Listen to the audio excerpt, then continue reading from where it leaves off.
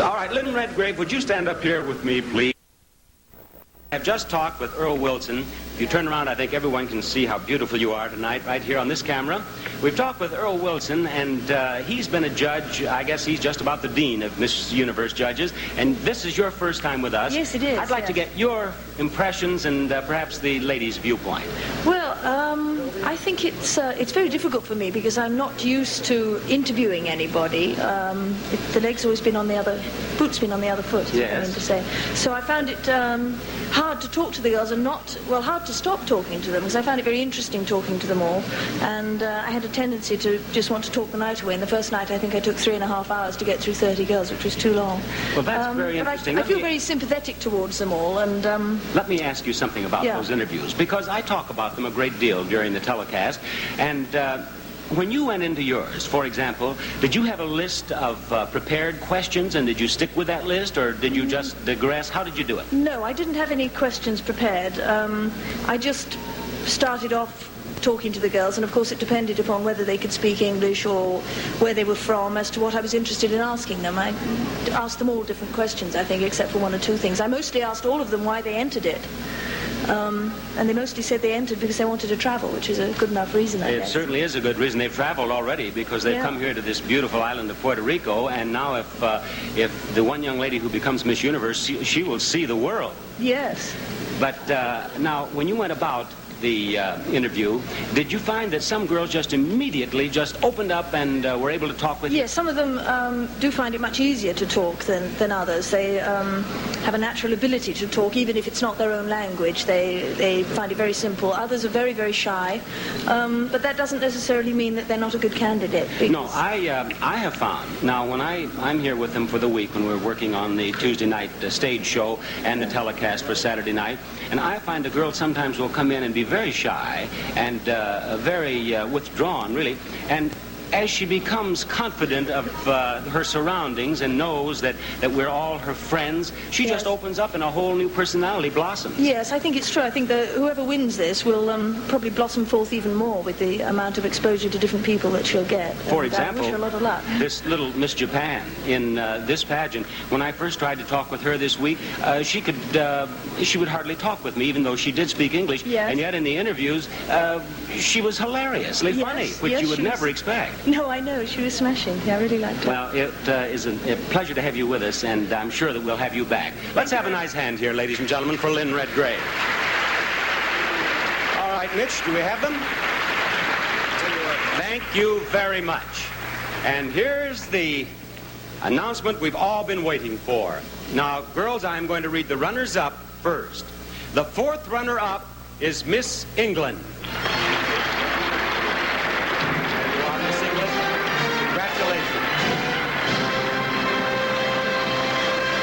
The third runner-up is Miss Israel.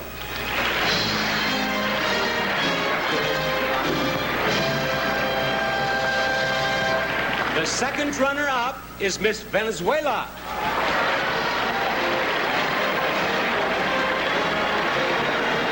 Both of you just step right down here with me, please. Both of you right down here. Now, one of these girls will be the first runner-up. One will be Miss Universe. The position of first runner-up is very important because if for any reason Miss Universe cannot fulfill her obligation, the first runner-up will become Miss Universe. All right, girls. The first runner-up is Miss Brazil, Miss Australia is Miss Universe.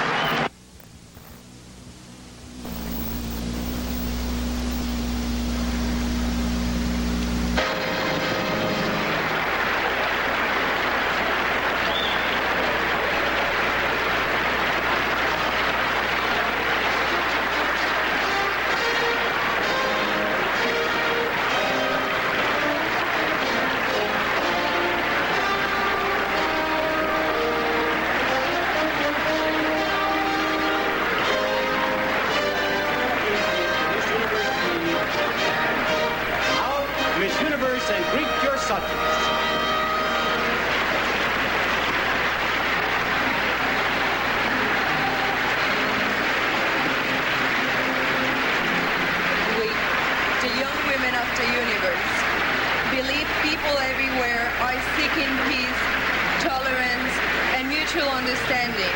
We pledge to spread this message in every way we can, wherever we go.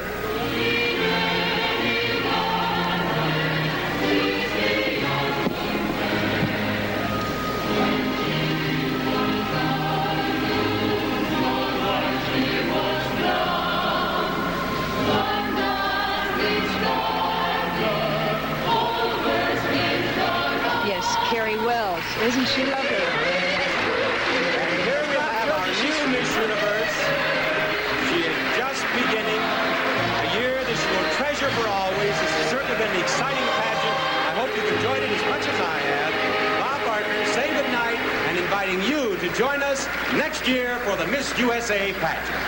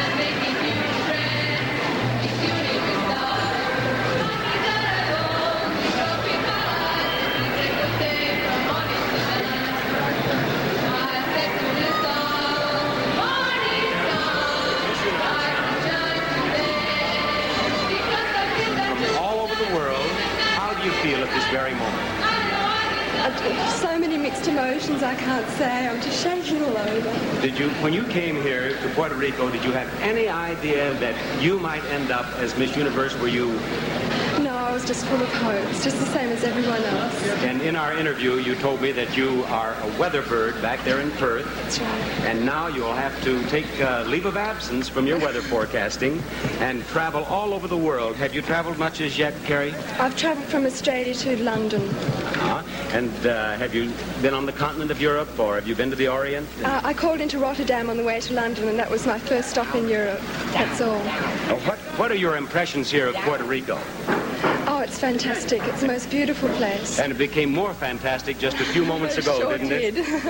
Well, we certainly have a beautiful Miss Universe. Now, what will be the first thing you do? Who will be the first person you call and tell about your good fortune? My mother and father. And is there a young man back in Australia? No. Maybe a couple of young men who will hear about this? Yes. Yes. Just some friends. And your picture, of course,